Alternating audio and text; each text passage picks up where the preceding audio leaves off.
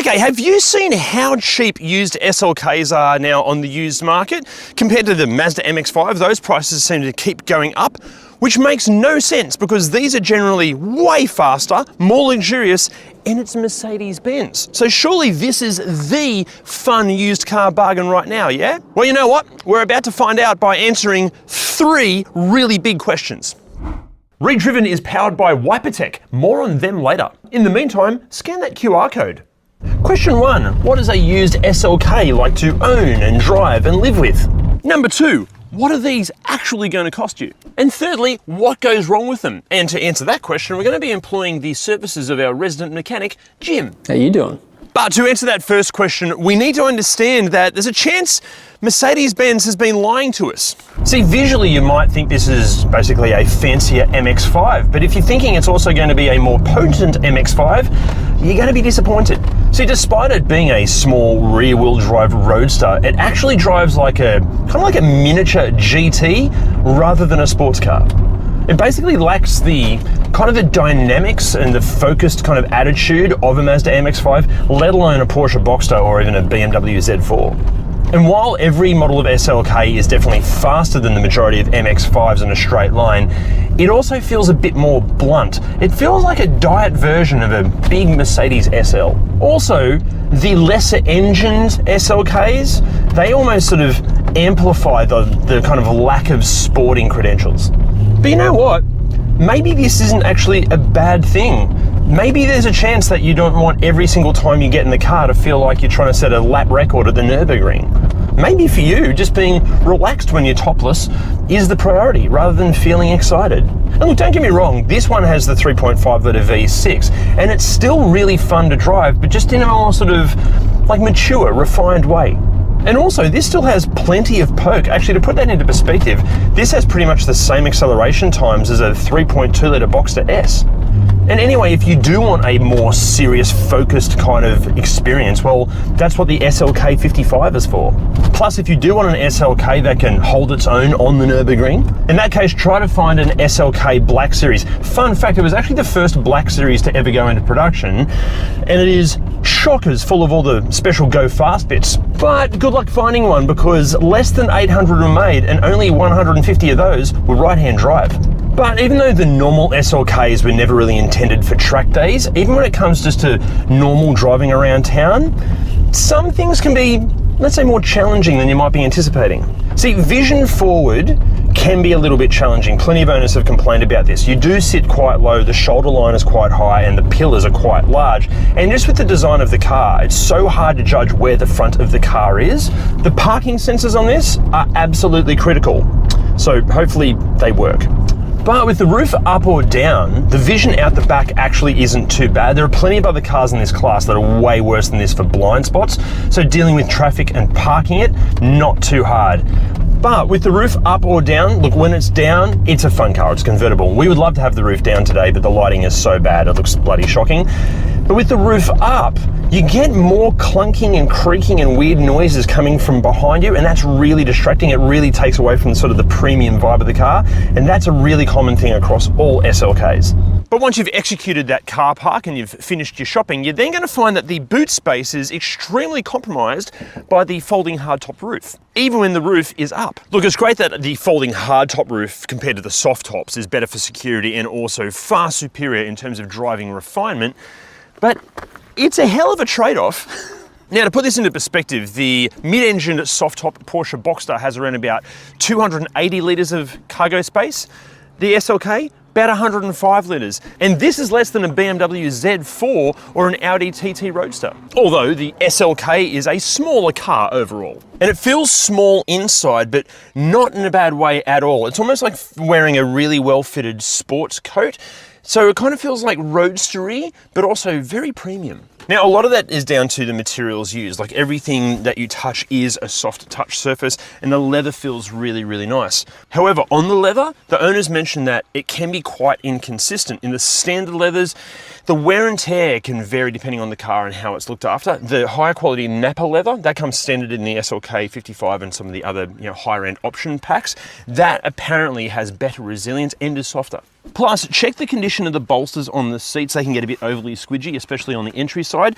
Also, check the condition of the cushioning on the actual base of the seat as well. If people just plonk themselves in the seat, they can basically wear out. They should be nice and firm and supportive through the whole seat. And also on the seats, my God, they are comfortable. They're so, so nice, but a good level of supportive as well. And the driving position, spot on. Good levels of adjustability, not heaps, but you should be able to get comfy because in this, I am loving it. Although, a warning on the seats, if it's the middle of summer and you've got the roof down and you've got black leather seats, they can turn into basically a George Foreman grill and will take skin off the backs of your legs if you're wearing shorts or a tiny skirt. The lighter colors, like this, are less likely to try to hurt you. Then in terms of practicality, not too bad considering it's a Roadster. Glove box is a bit of a rubbish size, mainly because you've got a CD changer in there taking up most of the space. I love these cup holders. Look how animated all this is. There's so many moving parts that'll possibly go wrong, but this one, they work perfectly. Got another little drawer under here for more crap. This spot here, I don't think that's big enough to hold your phone. Oh, you know what? It kind of can hold your phone just there. Under here, this is more storage. You've just got to be careful because there's issues with this. We'll get to that in a second. More storage under here that is felt lined. We have no idea what this is. It looks like maybe a beard trimmer from Mercedes. It's got a button here. If you're a Mercedes fan, can you let us know what that is? We have no idea. More storage here. This is also all felt lined so nothing rattles around. Behind the seats you've got some nets. There's the world's smallest hook. That's pretty handy. Another net down here. Oh, and also has door bins, which are mainly just made of leather. And at this age, they've gone a bit flaccid. So things are probably just gonna fall out of those. But overall, again, for a Roadster, pretty good practicality. Now, as far as what stuff you're going to get in here, being a Merc, they're relatively well equipped. For what these cost though, you're probably going to get more standard equipment in something like a Nissan 370 or 350Z, but you're still going to get all the usual suspects: rain sensing wipers, climate control, cruise control, all that kind of stuff. And also it's a Merc, so the safety features are excellent. But chances are the original owner probably ticked a whole bunch of option boxes because it's a Mercedes-Benz. How could they not? One of the options that you want to check out is this thing called air scarf, where it basically blows hot air through vents in the seats here to kind of keep your head warm, and just basically blows hot air all around your head, which is something that a few of my exes used to do to me. Also, there was a mid-cycle update halfway through 2008, and this improved the levels of equipment overall. However, all Aussie models feature this command-style infotainment system. That's been kind to it because at this age, they're no longer informative or entertaining. Now look, how shit these are, it's not Mercedes' fault at all. Tech has just moved on. I mean, go and use a 20-year-old laptop and see how that goes for you. This is even worse. But look, aside from just being really clunky to use and totally outdated, owners have also reported a host of issues with it in terms of things just not working properly. The good news is, it's so easy to ditch this and fit the very latest in wireless Apple CarPlay and Android Auto and get really reliable Bluetooth connectivity. You can even fit high-def front and rear view cameras, and they're going to come in super handy. Actually, while you're at it, why not look into updating the entire sound system as well? Because the factory fitted items weren't that great to begin with, and they've probably, their best days are behind them by now. Now, to show you what's involved in doing all of this, we teamed up with our mates from Automotive Superstore to make basically the ultimate in-car entertainment guide video. It should answer all your questions. Plus, when you hit that QR code or the link below and then type in your rego, the Automotive Superstore site will show you which of their hundreds of thousands of parts will fit your car. And when it comes to the SLK, that's going to be a really good thing because what Mercedes-Benz can charge for some of the OEM parts can be utterly ridiculous. Which brings us to question 2, what are these actually going to cost you? First of all, here in Australia, average condition, high kilometre SLK 200s are asking under $10,000. The midpoint and the most popular area of the range are these, the SLK 350s. They range from about $10,000 to $30,000, sometimes a little bit more if it's an absolute mint post-update model. And the V8 powered AMG models, well, they range from about $25,000 up to $60,000 for something in basically near new condition. But the Black Series cars, they're the genuine collectible ones these days. For those, you're going to need well over $100,000. However, even though all of the models have suffered immense depreciation since new, it does seem like the used market has pretty much bottomed out. SLK 350 prices, they haven't really moved for the last few years, and SLK 55s, good ones are those, the prices are actually starting to go up. But the ones to watch are mint condition, low kilometer SLK 55s fitted with the optional AMG performance pack. Look, we can't predict the future, but they have all of the hallmarks of a future classic. As long as you can afford the upkeep, because buying the car is only part of the story. See, some owners are finding that their insurance premiums are going up because some of the spare parts for these are getting really challenging to find. In some cases, near impossible, but we'll get to more of that in a second. And not only that, it is a Mercedes-Benz, so any of the genuine parts, even for the consumables, like the brakes or suspension parts, even wiper blades, they can all ask a crazy premium. Not to mention if you then take your car to a Mercedes-Benz dealership to get any of the work done, because their hourly rate, it's like daylight robbery. For example, some owners mentioned to us that their local Mercedes-Benz service centre has quoted anywhere from $2,500 to over $5,000 for a set of new pads and rotors. But look, the hot tip here to avoid any of this kind of extortion is to jump on the owners groups and forums and check out what is recommended when it comes to aftermarket parts, because they can often outlast, outperform, and cost a whole lot less than the Mercedes factory stuff. Next up, find a really good independent mechanic or a Mercedes-Benz specialist, because the owners have found that generally the quality of work is much higher than what you'll find at your Mercedes-Benz dealership, and it could save you some money as well. Another way to save some money is by scanning that QR code or hitting the link down below to get yourself 15% off and free express shipping on a set of WiperTech wiper blades. They're an absolute breeze to fit. They're going to wipe better than pretty much any other blade in the business, and also they're a great Aussie company and mates of ours, so do yourself a favour and show them some love. Actually, you know what? You can get a set of WiperTech wiper blades for free as a thank you present if we feature your car. If you'd like to volunteer your car, exactly as Tobias has done from Kui Automotive with this SLK, hit the link down below. Actually, you know what? If you're watching this from the northern beaches of Sydney and you need a car, go and check out Kui Automotive. Their link is also down below. Also, something else to keep in mind, thanks to these prioritising maybe comfort and luxury over outright performance, very few of these have actually been owned by complete dickheads. In fact, plenty on the used market are exactly like this one, that have been owned by a caring and mature and fastidious previous owner. And you'd like to think that an SLK with a perfect history like this one will hopefully mitigate many of the common concerns and failures that we're now about to take you through. Speaking of which, question 3, what goes wrong with these? Firstly, we came across multiple reports of suspension components failing by now. We're talking the struts, the springs, the bushes, pretty much everything. And we found that cars fitted with the 18 or 19-inch rims compared to the 17s, those larger rims tend to translate more shock through the body, and that can accelerate the suspension wear. Also, on the SLK 55s, the front suspension arms and especially the bushes, they can wear really prematurely, and that can have a massive impact on how the car drives and feels.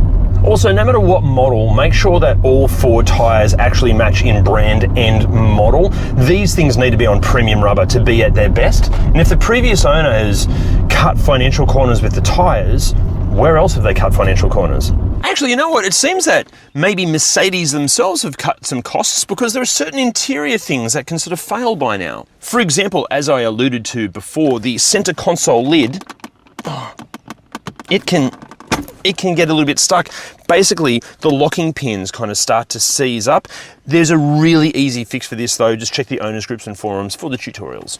But other plastics in here, they can get a little bit brittle over time, especially in very hot climates like here in Australia. So expect a few things to kind of rattle and creak a little bit. Probably worse than this car. And the exterior plastics can suffer from the same kind of deterioration issues. Just make sure that any exterior trim is really, really good, as it is on this car. But anything that's made of rubber, if it degrades, it can be a nightmare. We've already covered off the wiper blades, but any of the seals, especially around the boot lid and the roof, if these start to go, they can let water into the car, which can lead to corrosion and some hectic electronic issues. Actually, you know what? Electronic gremlins for this sort of generation and the later generations for Mercedes-Benz are known issues. But on the SLK, if these rear seals leak or the drainage channels in the front bulkhead leak, That can basically wet or flood the ECU and the wiring harness.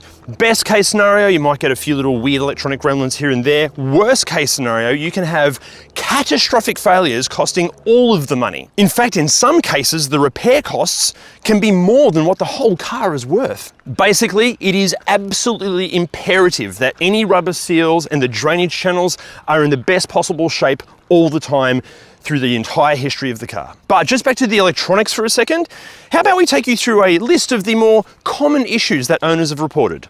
The heated blower motor, it might only work on certain speeds or it might fail completely, and to fix it, some owners have been quoted in excess of $1,500. The electronic controller for the window mechanism, it can fail. In fact, some owners have found it fails almost annually. The problem here is if it fails when the window is down, you can't put the window back up until you fix the problem.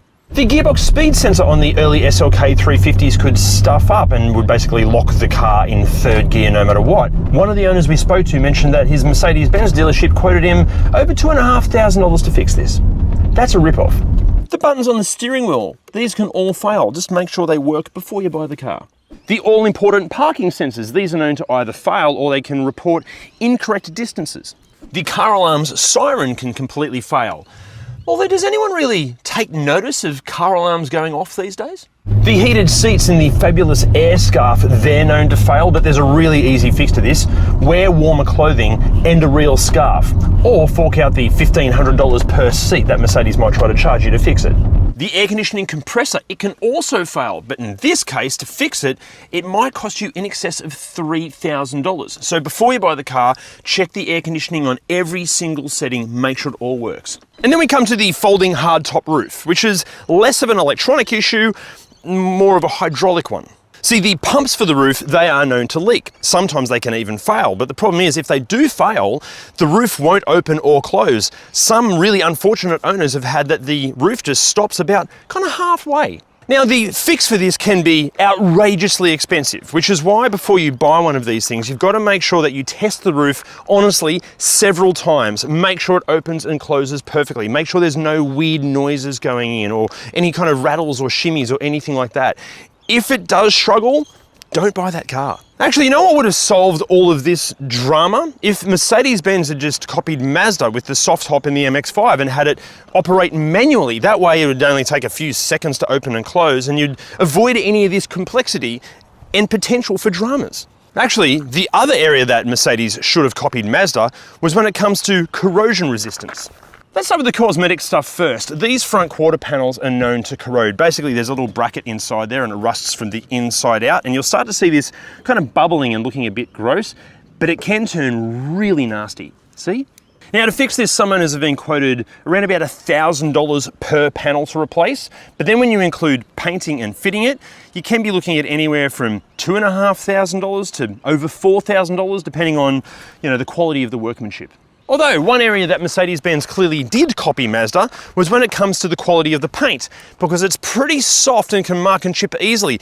Again, like Mazda, especially on the red ones. But look, back to rust and corrosion, and I tell you what, this can be extremely concerning. There can be some serious structural concerns due to the rear subframe rusting from the inside out. The problem with this is that you can't actually see how bad this corrosion issue is from just a visual inspection. And if that rust gets bad enough, the entire rear subframe can just fail. Now look, there are reports that Mercedes-Benz changed their subframe supplier from about 2007, and this apparently did improve the failures. However, it was never fully fixed. Plus, to replace that rear subframe, you're going to be looking at anywhere from about $5,000 to $8,000. But unfortunately, the front doesn't get away unscathed here, because the support brace underneath the front of the car, yeah, that can suffer from some pretty massive corrosion issues too. But the major problem with this is that Mercedes-Benz no longer make that part. In fact, some owners have had to wait or go hunting for 6 to 12 months to find a replacement part, or they have to get something custom fabricated to replace it. Now, luckily, these rust and corrosion issues are far less common in warm climates like here in Australia, but nevertheless, it is absolutely critical that you get a thorough pre-purchase inspection carried out, ideally by a Mercedes-Benz specialist. They might also raise many of the mechanical red flags that Mercedes engines and transmissions are guilty of.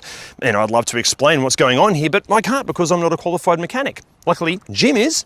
Okay, let's start with the 4-cylinder here. No surprises, it has timing chain complications. The guides wear also, the tensioners fail, and the variable valve timing gears, they fail as well. The last one of those we did in the workshop pretty recently, the tensioner, we found half of the tensioner in the sump. So yeah, you can imagine how much that was rattling. And those variable valve timing gears, they have a magnet or a solenoid that switches that. They are also prone to failure. And another issue they have is the oil leaks internally and goes into the wiring plug connector, and that oil wicks up the wiring harness and makes its way to the ECU and causes all sorts of issues there as well. You can put new magnets on it, which does sort of help the problem, but a good insurance policy is you can buy a patch harness that goes from the plug to the wiring harness that prevents the migration of oil. So yeah, good insurance there. The supercharger on these, that can be problematic also. They can have some internal bearing failures, and also the drive belt and coupling can be an issue. No surprise here, later on they got rid of that supercharger altogether and just put a turbo on it. Now the V6 petrol, it also has some timing chain complications, and one of those issues is they have a balance shaft which is driven by the timing chain. The drive gear on that balance shaft is actually made of cheese. Now it is a spicy, crumbly parmesan, and as you can imagine, it doesn't really last very long. Now that cheese wheel, when it fails, it loses all of its teeth, and then the chain loses its tension, and then it skips on the camshaft. So you have all sorts of correlation issues and terrible rattles as well. And when it does fail, it is a big and expensive job. The variable valve timing gears, they also fail. So while you've got it apart, you might as well just do all of the gears and all of the chains and all of the tensioners. It's really just money, so no problem really. Now the intake manifold on these, there are a lot of moving parts in the intake manifold. There are swirl flaps which are actuated by vacuum solenoids and a whole bunch of linkages. The solenoids fail and the linkages break, and you can just buy all the parts and it's like a repair kit and you can get it working again. But more often than not, later you'll have issues with these shafts and their position sensors and the seals. You're better off just putting a whole new inlet manifold on it. It will cost you a few grand, but it will actually probably save you money in the long run. And now the V8, look, it is pretty good, and by far the safest option here, but they have all of the oil leaks. The valve covers leak, the oil filter housing leaks, the timing cover leaks, the front and rear main seal, they all leak. And at the front, when that oil leak is bad enough, it typically leaks onto the drive belt, and that can cause issues there. And it also leaks onto the harmonic balancer or the front pulley, and then it starts to deteriorate, and then you get misalignment, it vibrates and causes belt squeak, and it's just a big shit show, all because of the oil leaks. Those oil leaks are made worse by a pretty feeble PCV system, and I'll cover a bit more about that in a minute. Now maintenance, these things have 16 spark plugs and they have old school ignition leads. Now the ignition leads do fail, and that is a pretty common cause of misfires. Now the 4-cylinder, the 6-cylinder and the 8-cylinder, they do have some common issues. They all have issues where the sensors can leak oil, or the sensors can leak coolant into the wiring harness, and that can wick up into the ECU, causing heaps of problems. And of course, being an older Merc, they have all of the old Merc cooling system complications. You are going to have a lot of leaks, and you're going to have to keep on top of that. And as I mentioned, the PCV system in all of them is pretty feeble. Often it just deteriorates and can make oil leaks much worse. It can also cause vacuum leaks, and that can cause a whole bunch of lean air-fuel ratio fault codes and misfires too. Now the transmissions, the manuals, it's a shame there's not more of them. The manuals are actually pretty good. Clutch can be as problematic as the previous owner has treated it, if that makes sense. And the dual mass flywheels can start to rattle as well. Typically they don't fail, they just start to rattle, and you'll get plenty of notice. Now the autos, the 5 and 7 speed autos, they can have issues with their conductor plate. Now that's basically the transmission control module, which is conveniently located inside the transmission, and it fails, and when it does, the thing doesn't shift gears properly and it flares, and it's just a horrible thing to drive. And the transmission has a main connector plug where the wiring harness plugs into it. That is very much prone to leakage as well. They're supposed to be filled for life, but as we know, that is a terrible idea. You have to service these things regularly. Now I know that all seems like a disaster, but the good news here is a lot of these parts are still available. Although if you are getting them from Mercedes, they are going to charge you too much. So basically, the overall message of this video is that the wrong SLK can be a complete nightmare of a car. These are not resilient to any sort of missed servicing or shortcut maintenance. They're basically a very fragile little thing. Plus, when it comes to the lower spec models, we just don't think the juice is worth the squeeze. But If you found the perfect SLK 55 or a 350, just like this one, that checks out with a full, thorough pre-purchase inspection and ticks all the boxes when it comes to a vehicle history check, and you can afford the upkeep, yeah, we kind of get it. They're not amazing at any one thing, but we get why you would get one of these. They can be okay. Still, before you commit to one, you got to watch this first. But if you weren't to buy one of these or one of these, what would you buy instead? Let us know in the comments. See you next time. Oh, what? We'll do another one. How you doing?